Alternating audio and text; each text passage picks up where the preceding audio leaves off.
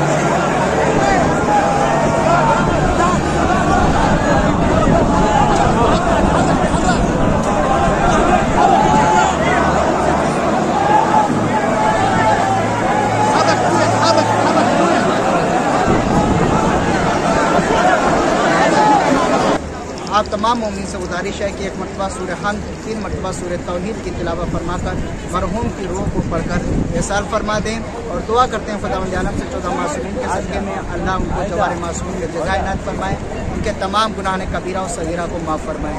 आमीन या रब्बल आलमीन। अल्लाहुम्मा सल्लि अला मुहम्मद व आलि मुहम्मद व अज्जिल फ़रजहम। और आपकी तक़लीद भी होती थी और अज़ीम ख़दमात थी सरज़मीन क़ुम और सरज़मीन ईरान में, बल्कि ईरान के अलावा बाहर से जो तुल्लाब वहाँ तहसील उलूम दीन के लिए जाते थे उनके लिए भी आपकी एक अज़ीम ख़दमात थी। हमारे लिए एक अफ़सोस और एक गम का मकाम है कि ऐसी अज़ीम शख्सियतें हमारे दरमियान से एक एक कर जा रही हैं। सब का तसलियत और गम हम इमाम ज़मान अलैहिस्सलातु वस्सलाम की खिदमत में पुरसा पेश करते हैं। अस्सलामु अलैकुम व रहमतुल्लाहि व बरकातहू।